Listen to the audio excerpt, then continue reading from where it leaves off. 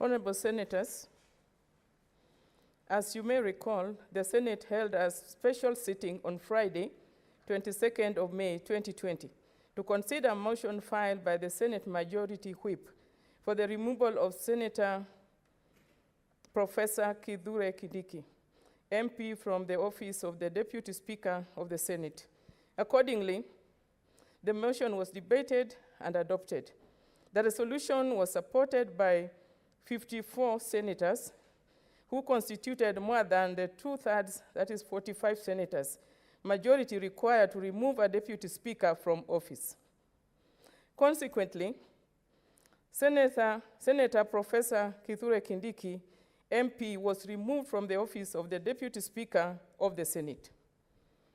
As a formal notification, the practice has been that whenever the Senate resolves to remove a person from the office, the Speaker gazettes such a resolution. Accordingly, I have issued a gazette notice on the resolution of the Senate to remove Senator Professor Kithure Kindiki, HGH, MP, from the office of Deputy Speaker.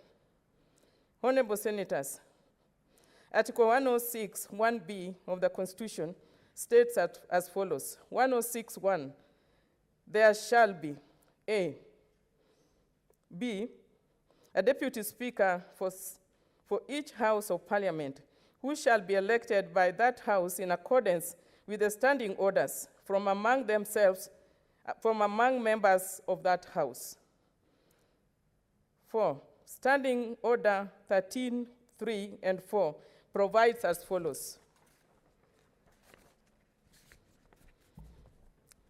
3, if the office of the Deputy Speaker falls vacant at any time before the end of the term of Parliament, the Senate shall, as soon as practicable, elect a senator to that office.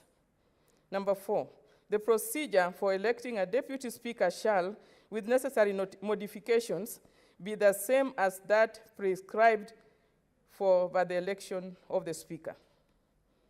Honorable Senators, in order to proceed with the process of election of the Deputy Speaker, Standing Order 5, nomination of candidates, as read together with Standing Order number 13, 4, requires 1, the clerk by notice in the Gazette to notify and invite interested persons to submit their nomination papers for the election of the office of the Deputy Speaker of the Senate.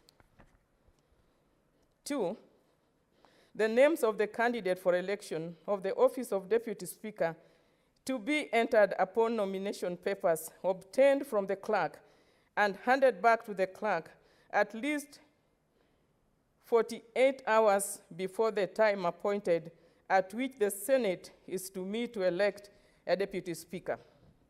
3, the nomination papers of a candidate to be accompanied by the names and signatures of 2 senators who support the candidate and a declaration by them that the candidate is willing to serve as a Deputy Speaker. 4, the clerk to maintain a register showing the date and time when each candidate's nomination papers were received. 5, the clerk, upon the close of the nomination period, to A, publicize and make available to all senators a list showing all qualified candidates, and B, make available to all senators copies of the curriculum vitae of the qualified candidates. Number 6, the clerk, at least 2 hours before the meeting of the Senate to elect a Deputy Speaker, to prepare ballot papers upon which shall be shown the names of all candidates validly nominated. Number 6, further Standing Orders 6 and 7, as read together with Standing Order number 13, 2, and 14 require 1, the Speaker to preside over the election of the Deputy Speaker. 2, the election of Deputy Speaker to be by secret ballot.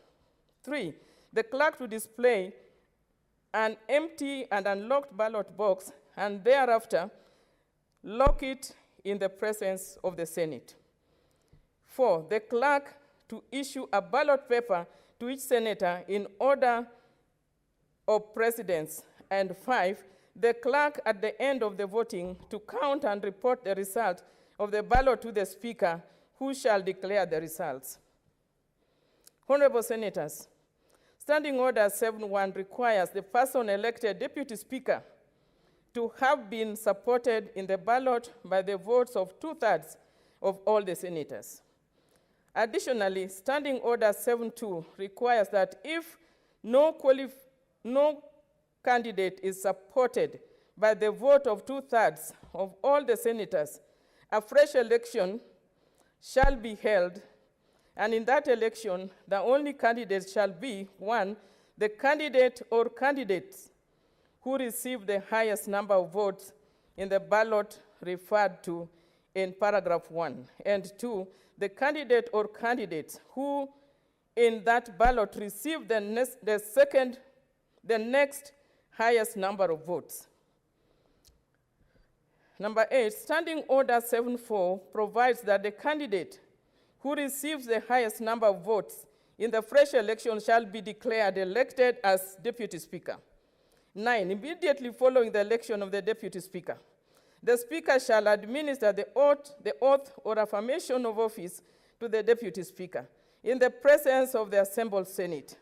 However, in the event that there is only one candidate who has been duly nominated for election as Deputy Speaker at the expiry of the nomination period, that candidate shall be declared forthwith to have been elected Deputy Speaker without any ballot or vote being required, and the Speaker shall administer the oath of affirmation of office of the Deputy Speaker in the presence of the assembled Senate.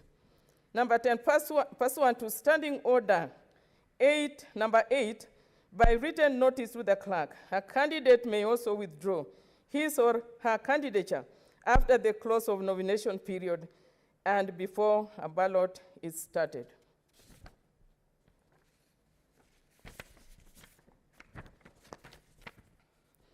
Honorable Senators, in light of the above provisions, I hereby inform you that the clerk has issued a Gazette notice today, Tuesday, 26 May 2020, to notify and invite interested senators to submit their nomination papers for election to the office of the Deputy Speaker.